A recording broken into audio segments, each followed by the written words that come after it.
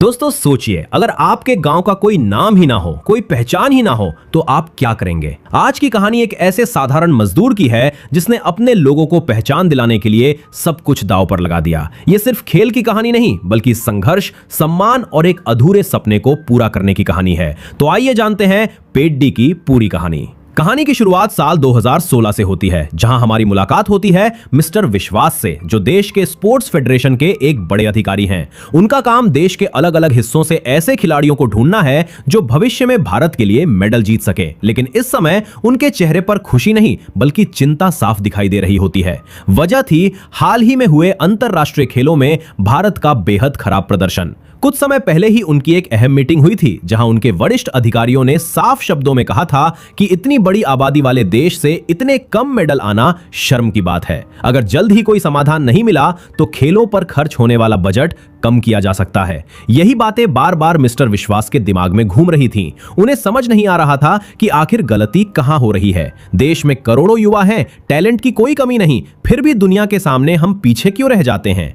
तभी उनकी नजर एक बस पर पड़ती है, जिसमें बैठे लड़के किसी क्रिकेट मैच को लेकर जोर जोर से चिल्ला रहे होते हैं। कुछ देर बाद बस एक बड़े मैदान के पास जाकर रुकती है, जहां अलग अलग खेलों के लिए चयन प्रतियोगिता चल रही होती है। वहां दौड़ने वाले खिलाड़ी भी थे, पहलवान भी और क्रिकेट खेलने वाले लड़के भी। चयनकर्ता हर खिलाड़ी से उसके पसंदीदा खिलाड़ी का नाम पूछ रहे होते हैं। कोई सचिन तेंदुलकर का नाम लेता है, कोई किसी मशहूर धावक का और कोई किसी बड़े पहलवान का। लेकिन हैरानी की बात यह थी कि खेल चाहे कोई भी हो, एक नाम बार बार सुनाई दे रहा था, पेड्डी। एक धावक भी पेड्डी को अपना आदर्श बता रहा था, एक पहलवान भी और एक क्रिकेटर भी। ये सुनकर मिस्टर विश्वास हैरान रह जाते हैं। आखिर ये पेड्डी है कौन, जिसका नाम हर खिलाड़ी की जुबान पर है। वो तुरंत वहां मौजूद लोगों से उसके बारे में पूछना शुरू करते हैं। तभी एक आदमी उनके पास आता है और मुस्कुराते हुए कहता है कि अगर सच में पेड्डी को समझना चाहते हैं तो उसकी कहानी सुननी पड़ेगी। वो पास पड़े एक बड़े पत्थर की ओर इशारा करता है और कहता है कि जिस पत्थर पर आप बैठे हैं उसे आज भी लोग पेड्डी का पत्थर कहते हैं। मिस्टर विश्वास को यह मजाक लगता है। तब वो आदमी बताता है कि कई साल पहले पेड्डी ने इतनी दूर से क्रिकेट का शॉट मारा था कि गेंद उड़कर यहां तक आ गिरी थी। पहले तो विश्वास को यकीन नहीं होता, लेकिन जब वो आदमी बताता है कि पेड्डी ने ये शॉट इस मैदान से नहीं बल्कि 2 मैदान दूर से मारा था, तब उनकी उत्सुकता और बढ़ जाती है। वो तुरंत कहते हैं कि उन्हें पेड्डी से मिलना है। लेकिन वो आदमी बताता है कि पेड्डी के गांव तक पहुंचना इतना आसान नहीं है। वहां न कोई सड़क जाती है और न कोई गाड़ी। वहां पहुंचने के लिए जंगलों और पहाड़ियों के बीच से कई घंटों तक पैदल चलना पड़ता है। पेड्डी की कहानी सुनने की चाह में मिस्टर विश्वास उसके साथ चल पड़ते हैं और यहीं से शुरू होता है एक ऐसे इंसान का सफर जिसने सिर्फ अपनी किस्मत नहीं बल्कि हजारों लोगों की जिंदगी बदल दी। कहानी कई साल पीछे चली जाती है। उस समय पेड्डी एक दूर दराज के पहाड़ी गांव में रहने वाला एक साधारण युवक था। लेकिन उस गांव की सबसे बड़ी समस्या ये थी कि सरकार के रिकॉर्ड में उसका कोई अस्तित्व ही नहीं था। वहां रहने वाले लोगों के पास कोई पहचान पत्र नहीं था, कोई राशन कार्ड नहीं था और न ही कोई सरकारी सुविधा। वे मानो इस देश में रहकर भी इस देश का हिस्सा नहीं थे। गांव के ज्यादातर लोग रोजी रोटी कमाने के लिए कई किलोमीटर दूर बसे विजयनगर शहर जाया करते थे। सुबह सूरज निकलने से पहले घर से निकलना और शाम को अंधेरा होने के बाद वापस लौटना उनकी जिंदगी का हिस्सा था। शहर पहुंचकर उन्हें मजदूरी करनी पड़ती थी और वहां भी उनकी हालत अच्छी नहीं थी। मजदूरों की तरह नहीं बल्कि सामान की तरह उनकी बोली लगती थी। अलग अलग ठेकेदार आते और मजदूरों को काम पर रखने के लिए कीमत तय करते। इन्हीं मजदूरों में पेड्डी भी शामिल था। लेकिन पेड्डी बाकी लोगों से अलग था। उसकी ताकत, उसकी मेहनत और उसका जज्बा उसे सबसे खास बनाता था। कई ठेकेदार सिर्फ उसे अपने साथ ले जाने के लिए ज्यादा पैसे देने को तैयार रहते थे। शहर में पेड्डी एक गुड़ बनाने वाली फैक्ट्री में काम करता था। उसके हाथों से बना गुड़ इतना मशहूर था कि बड़े व्यापारी भी उसकी तारीफ करते थे। लेकिन दिन भर की मेहनत के बाद भी उसकी जिंदगी में कोई बड़ा बदलाव नहीं था। काम खत्म होने के बाद वो सीधे क्रिकेट मैदान पहुंच जाता था। वहां स्थानीय टीमों के बीच मुकाबले होते थे और उन मुकाबलों में पेड्डी किसी सुपरस्टार से कम नहीं था। एक दिन एक बड़ा मैच चल रहा था। सामने वाली टीम ने बड़ा स्कोर बना दिया था और पेड्डी की टीम हारने की कगार पर थी। एक एक करके सभी बल्लेबाज आउट हो चुके थे। तभी मैदान में उतरता है पेड्डी। शुरुआत में लोग उसे एक साधारण मजदूर समझकर नजरअंदाज करते हैं, लेकिन कुछ ही मिनटों में पूरा माहौल बदल जाता है। उसके बल्ले से निकला हर शॉट बिजली की तरह मैदान में दौड़ता है। चौके और छक्के लगते हैं और भीड़ उसके नाम के नारे लगाने लगती है। आखिरी ओवर में जब जीत के लिए कुछ रन चाहिए होते हैं, तब टीम का मालिक चाहता है कि आखिरी शॉट वही लगाए ताकि सारी तारीफ उसे मिले। लेकिन पेड्डी मुस्कुराता है और अगले ही गेंद पर ऐसा शॉट मारता है कि मैच वही खत्म हो जाता है। पूरा मैदान खुशी से गूंज उठता है। उस दिन मिलने वाले पैसों से सिर्फ पेड्डी का नहीं बल्कि उसके पूरे गांव का फायदा होता है। यही वजह थी कि गांव के लोग उसे अपना हीरो मानते थे। लेकिन मैदान की चमक के पीछे उनकी असली जिंदगी बेहद कठिन थी। शहर के लोगों को जहां एक दिन की मजदूरी के पूरे पैसे मिलते थे, वहीं पहाड़ी गांव के 2 मजदूर मिलकर उतने पैसे पाते थे। रहने के लिए उन्हें एक जर्जर गोदाम मिलता था जहां सोने तक के पैसे देने पड़ते थे। उनके पास अच्छे कपड़े नहीं थे, इलाज की सुविधा नहीं थी और ना ही कोई ऐसा व्यक्ति था जो उनकी समस्याएं सुन सके। अगर गांव में कोई बीमार पड़ जाए तो उसे अस्पताल पहुंचाने में ही कई घंटे लग जाते थे। कई बार रास्ते में ही दम तोड़ देते थे। इसी गांव में सूरी नाम का एक आदमी भी रहता था। गांव वाले उसे पागल समझते थे, लेकिन असल में वही सबसे ज्यादा समझदार था। उसका एक ही सपना था, गांव के पास से गुजरने वाली ट्रेन एक दिन वहां रुके। उसका मानना था कि अगर स्टेशन बन गया तो गांव की किस्मत बदल जाएगी, बच्चे पढ़ पाएंगे, बीमार लोगों को समय पर इलाज मिलेगा और मजदूरों को रोज कई घंटे पैदल नहीं चलना पड़ेगा। पिछले 30 सालों से वह सरकार को चिट्ठियां लिख रहा था। हर दिन ट्रेन गुजरने के समय वो लाल झंडा लेकर खड़ा हो जाता और उसे रोकने की कोशिश करता। लोग उसका मजाक उड़ाते थे, लेकिन पेड्डी हमेशा उसका साथ देता था। वह उसे डाक टिकट खरीदने के लिए पैसे देता और उसकी बातें ध्यान से सुनता। उसे लगता था कि सूरी गलत नहीं है, बस दुनिया उसकी बात सुनना नहीं चाहती। शाम को जब मजदूर गांव लौटते तो उनकी छोटी छोटी खुशियां देखने लायक होती थी। कोई पहली बार अपने नवजात बच्चे को देखता, कोई अपने बेटे के लिए पढ़ने की स्लेट लाता। इन्हीं लोगों के बीच पेड्डी अपनी माँ के साथ रहता था। उसकी माँ अक्सर उसकी शादी की बात करती और पेड्डी मजाक में कहता कि अब उससे अकेले नहीं रहा जाता। लेकिन उसे नहीं पता था कि बहुत जल्द उसकी जिंदगी में एक ऐसी लड़की आने वाली है जो उसकी दुनिया बदल देगी। उसी समय इलाके में चुनावों का माहौल गर्म था। कई सालों से हारते आ रहे एक नेता की बेटी अजी अम्मा इस बार अपने पिता के लिए प्रचार कर रही थी। वह खूबसूरत होने के साथ साथ बेहद चालाक और समझदार भी थी। लोगों की सहानुभूति पाने के लिए वो कई योजनाएं बनाती थी ताकि उसके पिता को ज्यादा से ज्यादा वोट मिल सके।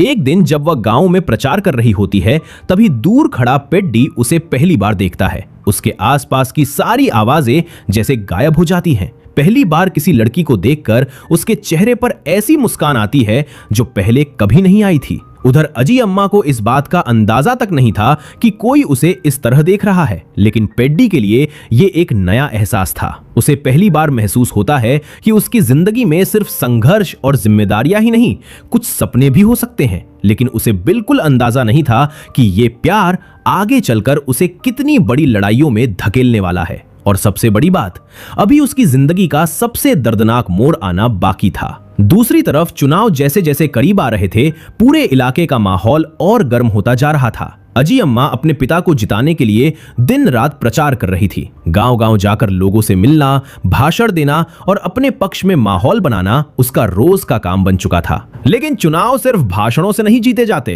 रात होते ही उसकी पार्टी के लोग गांव वालों को खाना, शराब और दूसरी चीजें बांटते ताकि ज्यादा से ज्यादा वोट उनके पक्ष में जाएं। एक ऐसी ही रात पेड्डी अपने दोस्तों के साथ वहां पहुंच जाता है। उसका असली मकसद चुनाव नहीं बल्कि अजी अम्मा को करीब से देखना था। दोस्त उसे बार बार रोकते हैं क्योंकि अगर किसी ने उसे पकड़ लिया तो बुरी तरह पिटाई होना तय था। लेकिन प्यार में पड़े इंसान को खतरे दिखाई नहीं देते। पेड्डी चुपके से उस जगह पहुंच जाता है जहां अजी अम्मा मौजूद होती है। तभी अचानक वहां की लाइट चली जाती है और चारों तरफ अंधेरा फैल जाता है। ये मौका देखकर पेड्डी उसके बिल्कुल करीब पहुंच जाता है। बिना कुछ कहे वो उसके होठों को छू लेता है और अगले ही पल वहां से भाग निकलता है। कुछ सेकंड बाद जब रोशनी वापस आती है तो अजी अम्मा स्तब्ध रह जाती है। उसे समझ नहीं आता कि यह कौन था। उसकी सहेलियां तुरंत उसे समझाती हैं कि चुनाव खत्म होने तक इस बात को छिपा कर रखना होगा, वरना विरोधी इसका फायदा उठा लेंगे। बाहर से वो शांत रहती है, लेकिन उसके मन में बार बार वही सवाल घूमता रहता है कि आखिर वो लड़का था कौन जिसने इतनी हिम्मत दिखाई। इसी बीच इलाके का सबसे घमंडी और प्रभावशाली आदमी रामपुजी अजी अम्मा की बढ़ती लोकप्रियता से परेशान हो चुका था। वो जानता था कि अगर यही हाल रहा तो इस बार उसके परिवार का राजनीतिक दबदबा कमजोर पड़ सकता है। इसलिए उसने एक गंदी चाल चलने का फैसला किया। एक बड़ी चुनावी सभा के दौरान उसने अपने आदमी को मंच पर भेजा। ऊपर से देखने पर सब सामान्य लग रहा था, लेकिन उसका मकसद अजी अम्मा को पूरे इलाके के सामने बेइज्जत करना था। जैसे ही वो आदमी उसके पास पहुंचा, उसने चुपके से उसके कपड़े काट दिए। कुछ ही पलों में उसकी इज्जत सबके सामने मिट्टी में मिल सकती थी। लेकिन उसी समय भीड़ में मौजूद पेड्डी सब समझ जाता है। बिना एक पल गवाए वो पास लगे विशाल टेंट को खींचकर गिरा देता है। पूरा मंच कपड़े से ढक जाता है और अजी अम्मा की इज्जत बच जाती है। वहां मौजूद लोगों को समझ ही नहीं आता कि आखिर हुआ क्या था, लेकिन पेड्डी जान चुका था कि इसके पीछे रामपुजी का हाथ है। उसी रात रामपुजी अपने आदमियों के साथ बैठकर इस बात पर चर्चा कर रहा होता है कि उसका प्लान आखिर कैसे नाकाम हो गया। तभी एक फोटोग्राफर आकर बताता है कि उसने घटना की कुछ तस्वीरें खींच ली है और अगले दिन वे अखबारों में छप जाएंगी। रामपुजी खुश हो जाता है क्योंकि उसे लगता है कि अब अजी अम्मा की बदनामी निश्चित है। लेकिन अगले ही पल वहां एक नकाबपोश आदमी पहुंचता है और एक एक करके उसके आदमियों की धुनाई शुरू कर देता है। कोई समझ नहीं पाता कि ये कौन है। जब रोशनी में उसका चेहरा दिखाई देता है तो सबके होश उड़ जाते हैं। वो पेड्डी था। उसके अंदर का गुस्सा अब फूट चुका था। वो साफ कह देता है कि जिसने अजी अम्मा की इज्जत पर हाथ डालने की कोशिश की, उसे वो कभी माफ नहीं करेगा। इसके बाद वो रामपुजी के भाई को पकड़कर पूरे इलाके में बेइज्जत कर देता है। अगले दिन ये खबर आग की तरह फैल जाती है। पहली बार किसी ने खुलेआम रामपुजी को चुनौती दी थी। उस दिन से रामपुजी की नफरत व्यक्तिगत दुश्मनी में बदल जाती है और वो मन ही मन कसम खाता है कि एक दिन वो पेड्डी को उसकी औकात जरूर दिखाएगा। उधर दूसरी तरफ एक और दुनिया चल रही थी, खेल और अखाड़ों की दुनिया। इलाके में गौर अन्ना नाम का एक सम्मानित पहलवान था, जिसकी बात दूर दूर तक मानी जाती थी। उसके अखाड़े में भद्रा नाम का एक ताकतवर पहलवान था जो जीतने के लिए किसी भी हद तक जा सकता था। गौर अन्ना उसकी ताकत की तारीफ करते थे, लेकिन उसके स्वभाव से खुश नहीं थे। इसी दौरान एक और बड़ा क्रिकेट मुकाबला रखा जाता है। पहले जहां पेड्डी की बोली ऊंची लगती थी, इस बार सब कुछ अलग था। रामपुजी बदला लेने के लिए पहले ही तैयारी कर चुका था। उसने दूसरे लोगों के साथ मिलकर ऐसा खेल खेला कि पेड्डी की कीमत गिरकर सिर्फ 1 रुपए रह गई। यह सिर्फ पैसों की बात नहीं थी, बल्कि उसकी इज्जत पर हमला था। जब मैच शुरू होता है तो पेड्डी को जानबूझकर मौका नहीं दिया जाता, यहां तक कि उसकी अपनी टीम भी उसके खिलाफ खेल रही होती है।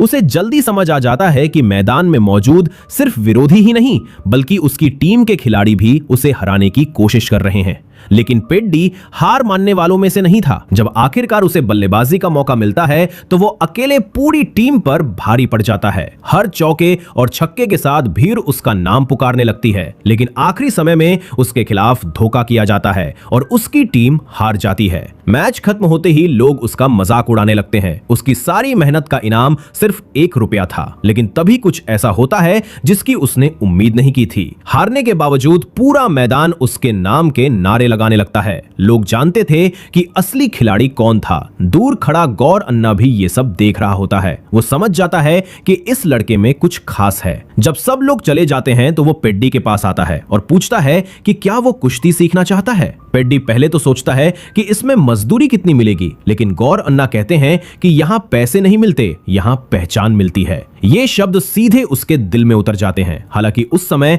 उसे अभी ये एहसास नहीं था कि जल्द ही पहचान की कीमत उसे बहुत भारी चुकानी पड़ेगी। इसी बीच सूरी अपनी लड़ाई लड़ता रहता है। सालों से वो सरकार को चिट्ठियां लिख रहा था ताकि उनके गांव के पास एक स्टेशन बन सके। चुनाव खत्म होने के बाद उसे उम्मीद थी कि नया विधायक उसकी बात सुनेगा, इसलिए वो कई सालों की मेहनत से तैयार किए गए कागज लेकर विधायक के पास पहुंचता है। वो बताता है कि उनके गांव में सैकड़ों परिवार रहते हैं और उन्हें सिर्फ एक स्टेशन चाहिए जिससे उनकी जिंदगी बदल सकती है। शुरुआत में विधायक ध्यान से सुनता है, लेकिन जैसे ही उसे पता चलता है कि गांव का कोई सरकारी रिकॉर्ड नहीं है, उसका रवैया बदल जाता है। वो कहता है कि जिन लोगों का कोई अस्तित्व ही नहीं, उनके लिए सरकार क्या करेगी। इतना कहकर वो सारे कागज फाड़ देता है और अपने आदमियों से सूरी को बाहर निकलवा देता है। यहां तक कि उसकी पिटाई भी करवाई जाती है। टूटा हुआ सूरी गांव लौट आता है। गांव वाले उसे समझाने की कोशिश करते हैं कि अब ये सपना छोड़ दे, लेकिन वो हार नहीं मानता। अगले दिन हमेशा की तरह ट्रेन आने वाली होती है। वो फिर लाल झंडा लेकर पहुंचता है, लेकिन इस बार कुछ अलग था। इस बार वो पटरी के किनारे नहीं,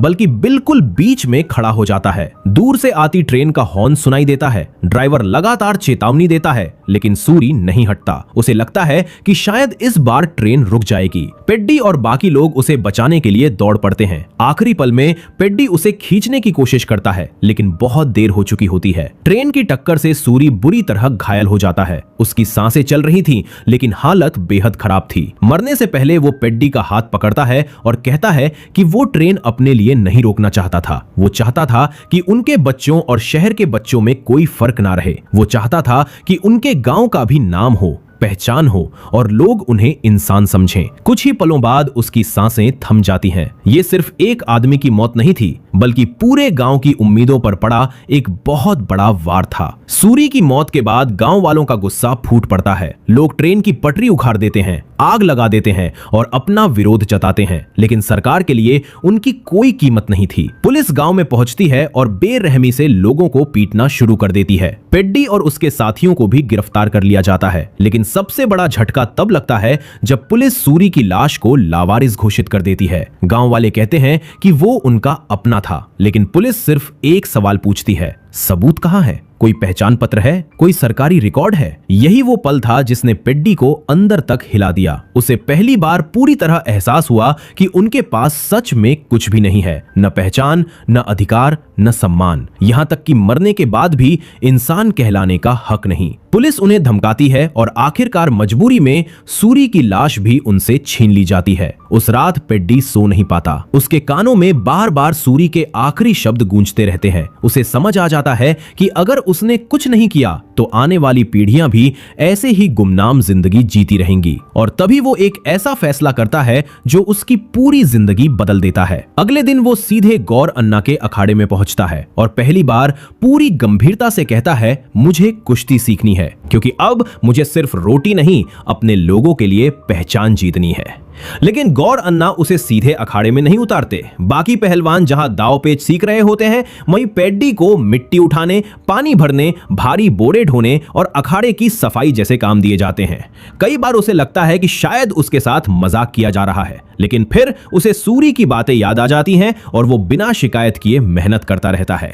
दूसरी तरफ भद्रा और बाकी पहलवान लगातार उसका मजाक उड़ाते हैं। उन्हें लगता है कि एक ऐसा आदमी जिसका कोई नाम नहीं, कोई पहचान नहीं, वो कभी बड़ा खिलाड़ी नहीं बन सकता। लेकिन पेड्डी हर ताने को चुपचाप सहता रहता है। एक दिन जब भद्रा उसकी गरीबी और उसके गांव का मजाक उड़ाता है, तब पेड्डी का गुस्सा फूट पड़ता है। वो उससे भिड़ने ही वाला होता है कि गौर अन्ना बीच में आ जाते हैं। उसी दिन पहली बार गौर अन्ना उसे बताते हैं कि जो काम वो इतने दिनों से कर रहा है, वही उसकी असली ट्रेनिंग थी। बोरे उठाना ताकत बढ़ाने का अभ्यास था, पानी ढोना संतुलन सीखना था और मिट्टी खोदना उसके शरीर को मजबूत बना रहा था। यह सुनकर पेड्डी को समझ आता है कि गौर अन्ना उसे शुरुआत से ही तैयार कर रहे थे। इसके बाद उसकी असली ट्रेनिंग शुरू होती है। सुबह से रात तक वो सिर्फ कुश्ती के बारे में सोचता है, घंटों तक अभ्यास करता है, पानी में सांस रोकने की प्रैक्टिस करता है और अपने शरीर को पहले से ज्यादा मजबूत बना लेता है। धीरे धीरे उसकी मेहनत रंग लाने लगती है। वो मुकाबले जीतने लगता है और लोग पहली बार उसका नाम गंभीरता से लेने लगते हैं। इसी दौरान उसकी जिंदगी में अजी अम्मा भी वापस आने लगती है। चुनाव खत्म हो चुके थे और अब वो पहले जैसी व्यस्त नहीं थी। एक रात वो चुपके से पेड्डी से मिलने आती है। वो उसे उस दिन अपनी इज्जत बचाने के लिए धन्यवाद कहना चाहती थी। बातचीत के दौरान वो मजाक मजाक में उस लड़के का जिक्र भी करती है जिसने अंधेरे में उसे चूमा था। यह सुनकर पेड्डी थोड़ा घबरा जाता है। फिर दोनों के बीच हल्की नोकझोंक होती है। जब अजी अम्मा वहां से जाने लगती है तो उसका पैर फिसल जाता है और पेड्डी उसे संभाल लेता है। उसी पल उसे एहसास हो जाता है कि वही लड़का पेड्डी था। पहले तो वो गुस्सा हो जाती है और उसे खूब सुनाती है, लेकिन पेड्डी अपनी सादगी में कह देता है कि उसे प्यार जताने के तरीके नहीं आते, न उसे फूल देना आता है और न बड़ी बड़ी बातें करना। वो बस अपने दिल की बात सीधे कह देता है। अजी अम्मा वहां से चली तो जाती है, लेकिन उसके मन में भी अब पेड्डी के लिए भावनाएं पैदा होने लगती हैं। उधर पेड्डी लगातार आगे बढ़ता जा रहा था। आखिरकार वो दिन आता है जब उसे एक बड़े कुश्ती मुकाबले में उतारा जाता है। वहां मौजूद लोग उसे देखकर हंसते हैं। कुछ लोग तो ये तक कह देते हैं कि एक गुमनाम मजदूर से हारना उनके लिए अपमान होगा। ये सुनकर पेड्डी उन्हें खुली चुनौती दे देता है कि एक नहीं, दो पहलवान भेज दो। लोग इसे उसका घमंड समझते हैं, लेकिन मुकाबला शुरू होते ही सबकी बोलती बंद हो जाती है। पेड्डी अकेले दोनों पहलवानों को हरा देता है। पूरा मैदान उसके नाम के नारों से गूंज उठता है। गौर अन्ना की आंखों में गर्व साफ दिखाई देता है। उन्हें महसूस होता है कि उनका शिष्य अब सिर्फ एक खिलाड़ी नहीं, बल्कि एक आंदोलन बनता जा रहा है। समय बीतता है और पेड्डी जिला स्तर से राज्य स्तर तक के मुकाबले जीतता चला जाता है। उसकी जीत की खबरें दूर दूर तक पहुंचने लगती हैं। इसी दौरान गौर अन्ना एक बड़ा ऐलान करते हैं। वे पूरे देश के अखाड़ों को चुनौती देते हैं कि जो भी पहलवान पेड्डी को हरा देगा, उसे उनका सबसे कीमती कड़ा मिलेगा। ये वही कड़ा था जो कभी मशहूर पहलवान सिसोदिया के परिवार का गौरव हुआ करता था। कई साल पहले गौर अन्ना ने सिसोदिया को हराकर यह सम्मान हासिल किया था। तभी से सिसोदिया उनके खिलाफ मन में जलन रखता था। जब उसे पता चलता है कि गौर अन्ना किसी नए खिलाड़ी पर इतना भरोसा कर रहे हैं, तो उसकी पुरानी दुश्मनी फिर जाग जाती है। वो तय करता है कि इस बार वो सिर्फ पेड्डी को नहीं, बल्कि गौर अन्ना के गर्व को भी तोड़ेगा। इसी वजह से वो खुद पेड्डी का नाम नेशनल चैंपियनशिप के लिए आगे बढ़ाता है। जल्द ही पेड्डी को राष्ट्रीय प्रतियोगिता का बुलावा आ जाता है। पूरे गांव में खुशी की लहर दौड़ जाती है। पहली बार उन्हें लगता है कि उनका कोई अपना राष्ट्रीय स्तर पर पहुंचा है। अजी अम्मा भी अब खुलकर उसका साथ देने लगी थी। दोनों के बीच का रिश्ता और मजबूत हो चुका था। लेकिन जहां सफलता होती है, वहां दुश्मन भी पैदा होते हैं। भद्रा अब तक ये बर्दाश्त नहीं कर पा रहा था कि अखाड़े का नया सितारा पेड्डी बन चुका है। उसे डर था कि अगर पेड्डी ने नेशनल जीत लिया तो उसका नाम हमेशा के लिए पीछे छूट जाएगा। इसी जलन में वो एक खतरनाक फैसला लेता है। नेशनल चैंपियनशिप शुरू होती है और पेड्डी एक एक करके बड़े बड़े पहलवानों को हराने लगता है। उसकी ताकत और आत्मविश्वास देखकर हर कोई हैरान था। लेकिन इसी दौरान भद्रा अपनी सबसे बड़ी गद्दारी करता है। एक दिन वो दोस्ती का नाटक करते हुए पेड्डी के पास आता है और गले लगाने के बहाने उसके पैर पर जोरदार चोट पहुंचा देता है। फिर वो जाकर विरोधी खिलाड़ियों को बता देता है कि अगर पेड्डी को हराना है तो उसके घायल पैर को निशाना बनाओ। अगले मुकाबले में यही होता है। विरोधी पहलवान बार बार उसके उसी पैर पर हमला करते हैं। हर वार के साथ दर्द बढ़ता जाता है। कई बार लगता है कि वो अब गिर जाएगा, लेकिन उसे अपने गांव की उम्मीदें याद थीं। उसे सूरी का सपना याद था, इसलिए वो हार मानने को तैयार नहीं होता। आखिरी क्षणों में वो अपनी बची हुई सारी ताकत एक दांव में लगा देता है और मुकाबला जीत जाता है। पूरा स्टेडियम उसके नाम से गूंज उठता है, लेकिन अगले ही पल उसका शरीर जवाब दे देता है और वो बेहोश होकर गिर पड़ता है। जब उसकी आंख खुलती है तो वो अस्पताल में होता है। डॉक्टर बताते हैं कि उसके पैर की एक महत्वपूर्ण नस बुरी तरह क्षतिग्रस्त हो चुकी है। उसे ठीक होने में कई साल लग सकते हैं और शायद वो पहले की तरह कभी खेल भी ना सके। ये सुनकर उसकी दुनिया जैसे रुक जाती है। वो टूट जाता है। उसे लगता है कि अब उसका सपना खत्म हो गया। लेकिन तभी गौर अन्ना उसे बताते हैं कि प्रतियोगिता खत्म हो चुकी है और उसे सिल्वर मेडल मिला है। ये सुनकर पेड्डी खुश नहीं होता, क्योंकि उसके लिए मेडल से ज्यादा जरूरी अपने लोगों की पहचान थी। गांव लौटने के बाद वो पूरी इनामी राशि गांव वालों को दे देता है और सरकारी नौकरी का प्रस्ताव भी ठुकरा देता है। इसके बाद वो दिल्ली पहुंचता है और मंत्रियों, अधिकारियों और सरकारी दफ्तरों के चक्कर लगाने लगता है। वो चाहता था कि कोई उसके गांव की बात सुने, लेकिन हर जगह उसे निराशा मिलती है। एक मंत्री तो यहां तक कह देता है कि लोग सिर्फ गोल्ड मेडल जीतने वालों को याद रखते हैं। यही बात पेड्डी के दिल में बैठ जाती है। इसी दौरान वो एक पैरा स्पोर्ट्स एकेडमी देखता है, जहां बिना हाथ और बिना पैर वाले खिलाड़ी देश के लिए खेल रहे होते हैं। वहां उन्हें सम्मान मिलता देख उसके मन में एक खतरनाक विचार आता है। उसका घायल पैर वैसे भी लगभग बेकार हो चुका था। उसे लगता है कि अगर वो पैरा ओलंपिक में गोल्ड जीत गया तो शायद पूरी दुनिया उसकी बात सुनेगी। इसी सोच के साथ वो अपनी जिंदगी का सबसे दर्दनाक फैसला लेता है। एक दिन ट्रेन में सफर करते समय वो जानबूझकर अपने घायल पैर को बाहर निकाल देता है और कुछ ही पलों में उसका पैर बुरी तरह क्षतिग्रस्त हो जाता है। डॉक्टरों को आखिरकार उसका पैर काटना पड़ता है। ये उसके जीवन की सबसे बड़ी कुर्बानी थी, लेकिन पेड्डी हार नहीं मानता। कृत्रिम पैर लगने के बाद वो फिर से चलना सीखता है, फिर दौड़ना सीखता है और फिर पैरा एथलेटिक्स की तैयारी शुरू करता है। महीनों की मेहनत के बाद वो पैरा ओलंपिक तक पहुंच जाता है। वहां दुनिया के सर्वश्रेष्ठ खिलाड़ी मौजूद थे। दौड़ शुरू होती है और पेड्डी अपनी पूरी ताकत झोंक देता है। हर कदम के साथ उसे अपना गांव याद आता है। आखिरी क्षणों में वो सबसे आगे निकल जाता है और गोल्ड मेडल जीत लेता है। पूरा स्टेडियम तालियों से गूंज उठता है, लेकिन असली पल अभी बाकी था। मेडल समारोह के दौरान वो माइक मांगता है और पूरी दुनिया के सामने अपने गांव की कहानी सुनाता है। वो बताता है कि देश में हजारों ऐसे गांव हैं जिनकी कोई पहचान नहीं है। वो अपने लिए नहीं बल्कि उन सभी लोगों के लिए आवाज उठाता है। उसकी बात पूरे देश में फैल जाती है। सरकार तक उसका संदेश पहुंचता है और आखिरकार उसके गांव को पहचान मिल जाती है। वहां स्टेशन बनता है, ट्रेन रुकती है और लोगों को उनका अधिकार मिलता है। जब पेड्डी अपने गांव लौटता है तो पूरा गांव उसका स्वागत करता है। स्टेशन का नाम उसके नाम पर रखने की बात होती है, लेकिन वह मना कर देता है। वह कहता है कि यह सम्मान सूरी का है, जिसने सबसे पहले यह सपना देखा था। पूरा गांव भावुक हो जाता है।